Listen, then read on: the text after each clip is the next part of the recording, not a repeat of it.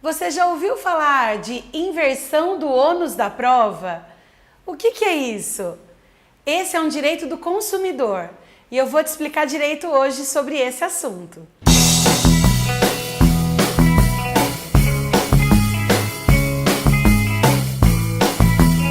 Olá! Hoje é dia de saber do direito do consumidor.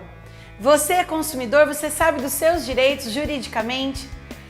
Quando um consumidor precisa pleitear esse direito na justiça, ele tem direito à inversão do ônus da prova.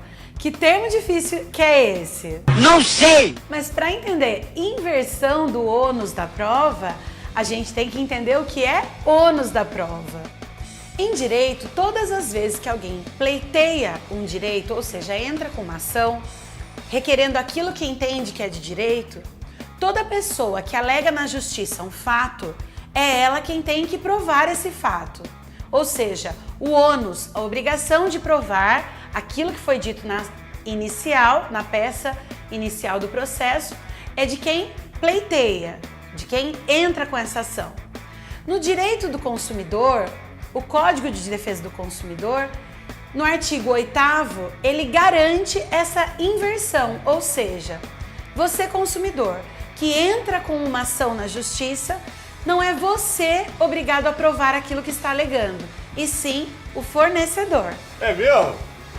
É! E por que essa inversão ela é possível? Porque reconhecido a hipossuficiência, vulnerabilidade do consumidor em face ao fornecedor, ou seja, a dificuldade que o consumidor tem de produzir essa prova. Imagina que você comprou um produto com defeito e você alega isso lá judicialmente. Quem tem que provar isso é o fornecedor, não é você. Muitas vezes você não tem como comprovar isso.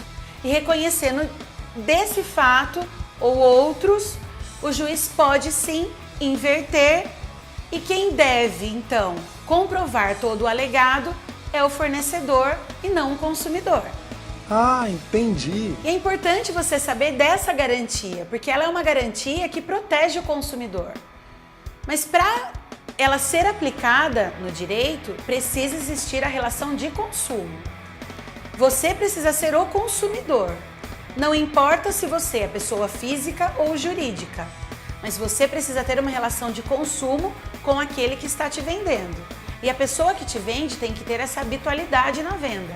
Ela é um vendedor, ela é o que fornece aquele produto. Garantida essa relação de consumo, daí sim, aplicado a inversão do ônus da prova. Eu vou te dar um exemplo para você entender. Imagina que você comprou um carro de um estacionamento. Essa é uma relação de consumo. Você comprou um carro de um lugar que vende carros.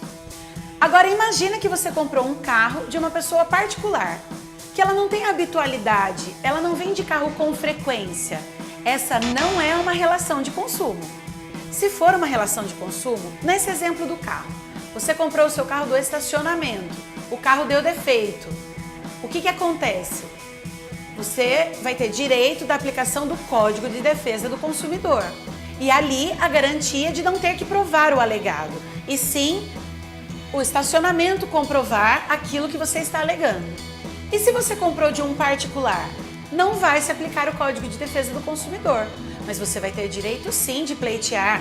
Vamos usar o mesmo exemplo, um defeito que você está tendo com esse veículo, mas o código aplicado é o Código Civil. E no Código Civil, quem cabe o ônus da prova? Quem tem que provar o alegado? Quem entra com a ação. No caso, você que comprou o carro. Entendeu a diferença? Agora eu saquei! Agora todas as peças se encaixaram! Nessa mesma linha, muito embora, naquele exemplo que você compra um carro de uma pessoa particular, você não tem uma relação de consumo com essa pessoa particular. Mas para comprar esse carro, você fez um financiamento bancário. Com o banco, você tem sim uma relação de consumo.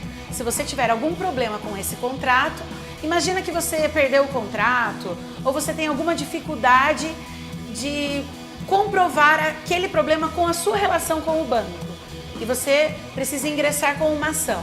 Nessa relação de consumo com o banco, quem precisa comprovar é o banco e não você. E aí, você gostou demais desse tema do Explica Direito? É esse o objetivo do nosso canal, levar informação até você de uma forma descomplicada, porque muitas vezes esse mundo jurídico tem um monte de termo difícil que parece que não tem nada a ver com o seu cotidiano. E no seu dia a dia você precisa saber, para que você possa se garantir dos seus direitos. E se você está gostando do nosso canal, curte bastante, compartilha, me conta aí, onde você está me assistindo agora, em qual rede social? É no YouTube, no Facebook, no LinkedIn, no Instagram ou é pelo WhatsApp? É isso aí, espero que você esteja gostando do Explica Direito. Fica com Deus e tchau, tchau!